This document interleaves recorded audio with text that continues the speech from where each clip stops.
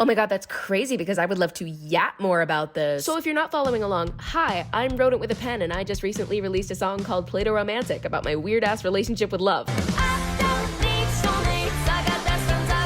This one is a really interesting piece for me because the song itself actually isn't the end of the story. But before we really get into it, a little clarification on what this song isn't. It is not a coming out song. The proper term for one who experiences platonic and romantic love as indistinguishable is actually Plato-Romantic, and that label, while valid as fuck, is not applicable to me. I am aromantic and use no specifying labels for my orientation beyond that. For me, this song is one step in my journey of understanding the way I love.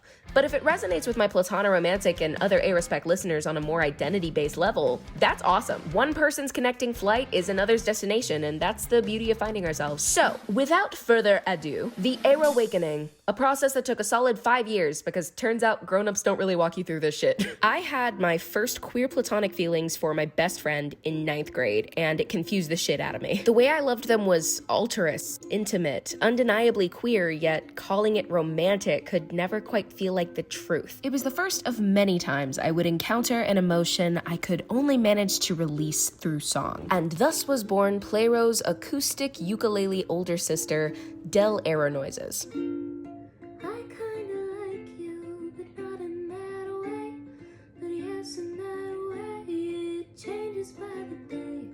I'm just trying to say how I feel, but all that comes out is Delaware noises.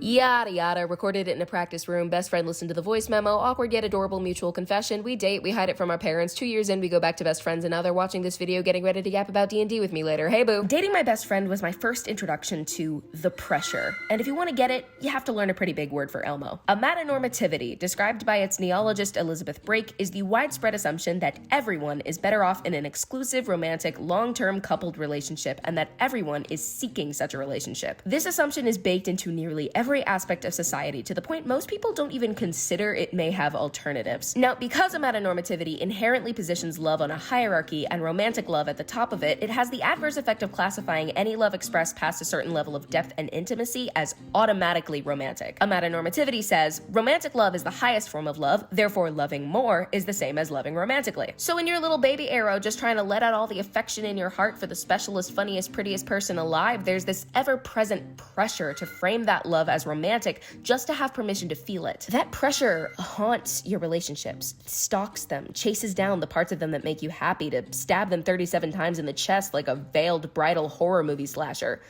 Or something. It was in defiance of this pressure that I wrote Plato-Romantic. I'd analyzed my attractions, my history, searched for the line between platonic and romantic love, and found their distinctions are arbitrary. Sex can be platonic, eye contact can be romantic. I just wanted to be authentic, and I finally realized classifications that were so fluid, so subjective, should have never been allowed to inhibit that authenticity. I didn't know where on the arrow spectrum my attractions lied, and I decided I didn't need to. Call my love whatever you want. I'm gonna feel it freely, with or without permission. I will always be proud of the personal development Plato-Romantic represents.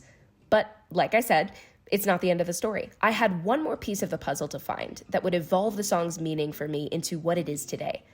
Agency. So I'm over here, chillin', defying the pressure, and figuring as long as I get to love authentically, I should leave the labeling to the normies. And where should this lead me but stumbling face first into a romantic relationship? Good job. And I'm like, I mean, sure, if best friends who kiss is all partner means to you, then I don't have a problem with it. Except I did. Not because partner means something more, but because it meant something wrong. It felt like a lie in my mouth. It made me cringe away from it like a hug you don't want from the creepy relative. Genuinely, dear listener, it felt like being misgendered. Labels were supposed to be meaningless, and yet here they were making me withdraw from the very intimacy I'd been trying to let myself have in the first place. The pressure was back, this time in the form of forced indifference. I had let the fact that the lines in the sand were subjective make me feel like I couldn't draw any myself. Eventually, I figured out that's not true. Maybe romantic partners are friends who kiss. For the life of me, I cannot name you an objective, constant separation between the two. But I prefer one of those names over the other.